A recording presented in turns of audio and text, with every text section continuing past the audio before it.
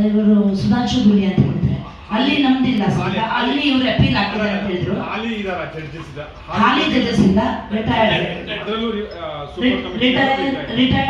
Supreme Court judge ಒಬ್ಬರಿದ್ದಾರೆ, ಮತ್ತು retired Punjab and Haryana judge ಒಬ್ಬರಿದ್ದಾರೆ, ಮತ್ತೆ ಒಬ್ರು senior counsel of Supreme Court ಇದ್ದಾರೆ, ವಿ ಗಿರಿ ಅಂತ.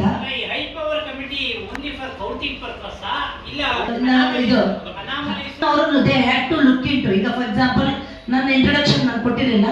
ನನ್ನ serial number 109 candidate Sandhya U Prabhu ಅಂತ, high court practising regular practising advocate, 20 years practice ಮಾಡಿದ್ದೀನಿ.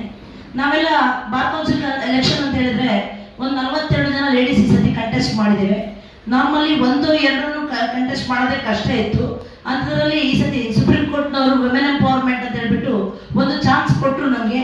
ಹೆಣ್ಮಕ್ಳಿಗೆ ಸಪರೇಟ್ ಆಗಿ ಒಂದು 5 post by election and 2 by ಕೋ-ಆಪ್ಷನ್ ಅಂತ ಹೇಳಿದ್ರು. ಅದಕ್ಕೋಸ್ಕರ ನಾವೆಲ್ಲ ಮನ್ಸು ಮಾಡಿಕೊಂಡು ತುಂಬ ಕಷ್ಟಪಟ್ಟು ಹೆಣ್ಮಕ್ಳೆಲ್ಲ ಎಷ್ಟೋ ಒಂದು ನಮ್ಮಲ್ಲಿ ಟೋಟಲ್ 194 ಬಾರ್ ಅಸೋಸಿಯೇಷನ್ಸ್, ಆ 194 bar association all over the state ತುಂಬ ಲೇಡೀಸ್ಗಳು ಓಡಾಡಿದ್ದೇವೆ. ಅಷ್ಟು ಓಡಾಡಿ ಇವತ್ತಿಗೆ ಎಲ್ಲ ಲೇಡೀಸ್ಗಳು ಒಂದು 2 ಡಿಜಿಟಲ್ ಇದ್ದಾರೆ. ಅಂದರೆ ಎಲ್ಲ 42 ಕೆಲವರು ಸಿಂಗಲ್ ಡಿಜಿಟ್, ಕೆಲವರೆಲ್ಲ ಹೆಣ್ಮಕ್ಳು 2 digits, ಇನ್ನು ಒಂದು 3 ಜನ 4 ಜನ 3 digits ಬಂದಿದ್ದಾರೆ. ಸೊ ಅದರಲ್ಲಿ ನಾವು ಅದು ಯಾಕೆ ಬಂತು ಅಂದ್ಬಿಟ್ಟು ನಾವು ಅದರಲ್ಲೂ ಒಬ್ರು ಲೇಡಿ ಮಾತ್ರ ಜೆಂಟ್ಸ್ಗಳ ಜೊತೆ ಜನರಲ್ ಅಲ್ಲಿ ಇದ್ದಾರೆ. ನಾವು ಯಾಕೆ ಅಂತ ಹೇಳಿದ್ರೆ ಆ ಪರ್ಟಿಕ್ಯುಲರ್ ಕ್ಯಾಂಡಿಡೇಟ್ ಮೇಲೆ ನಾವು ಕಂಪ್ಲೇಂಟ್ ಕೊಟ್ಟಿದ್ದೇವೆ. ಅದು ನೀವೆಲ್ಲ ಆಗ ಕ್ವಶನ್ ಮಾಡಿದ್ರ, ಕಂಪ್ಲೇಂಟ್ ಕೊಟ್ಟಿದ ನಂತರ ಯಾಕೆ ಕೋರ್ಟ್ ಅಪ್ರೋಚ್ ಆಗಿಲ್ಲ ಅಂತ. ಪ್ರೆಸೆಂಟ್ಲಿ ಏನಂತ ಹೇಳಿದ್ರೆ ಕೋರ್ಟ್ಗೆ, ಸುಪ್ರೀಂ ಕೋರ್ಟ್ಗೆ ಯಾರೆಲ್ಲ ಹೋಗಿದ್ದಾರೋ ಅವರೆಲ್ಲರಿಗೂ ಸೂಪರ್ವೈಸರಿ ಕಮಿಟಿ ಮುಂದೆ ಹೋಗಿ ಅಂತ ಹೇಳ್ತಿದ್ದಾರೆ. ಹೈಪವರ್ ಕಮಿಟಿ ಮುಂದೆ ನಾವು ಅರ್ಜಿ ಕೊಡಬೇಕಾದ್ರೆ ಆ ದಿನ ನಾವು ಒಂದು fair election and voice against the mall practices ಅಂತ ಹೇಳ್ಬಿಟ್ಟು ಕೌಂಟಿಂಗ್ ಸ್ಟಾರ್ಟ್ ಆಗೋದಕ್ಕಿಂತ ಮೊದಲನೇ ಒಂದು ನಾವು protest ಕರೆದಿದ್ದೆವು.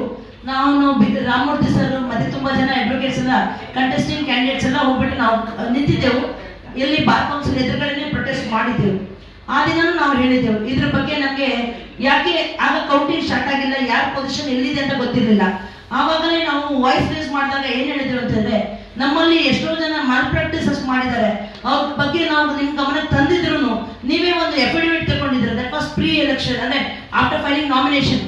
At the time of filing nomination, we all have filed our affidavit. ಅದರಲ್ಲಿ affidavit was not an empty formality. ಎಲ್ಲರೂ ಫೈಲ್ ಮಾಡಬೇಕಾದ್ರೆ ಅದರಲ್ಲಿ ನಾವೆಲ್ಲ ಮಾಲ್ ಪ್ರಾಕ್ಟೀಸ್ ಅಲ್ಲಿ ಇಂಡಲ್ಜ್ ಆಗೋದಿಲ್ಲ ಅಂತ ಹೇಳ್ಬಿಟ್ಟು ನಾವು ಒಂದ್ಸತಿ affidavit ಕೊಟ್ಟ ನಂತರ if something is found, in fact it was a duty of the High Power Committee to look into, ಅದು ಮಾಡಲಿಲ್ಲ. ಇನ್ನೊಂದೇನಂತ ಹೇಳಿದ್ರೆ ನಾವೆಲ್ಲ ಎಲೆಕ್ಷನ್ ಕೌಂಟಿಂಗ್ ಸ್ಟಾರ್ಟ್ ಆಗೋದಕ್ಕಿಂತ ಮೊದಲು 23ನೇ ತಾರೀಕು ಕೌಂಟಿಂಗ್ ಸ್ಟಾರ್ಟ್ ಆಯ್ತು ಅಂದ್ರೆ 20ನೇ ತಾರೀಕಿಗೆ ನನ್ನ ಜೊತೆಗೆ ಒಂದು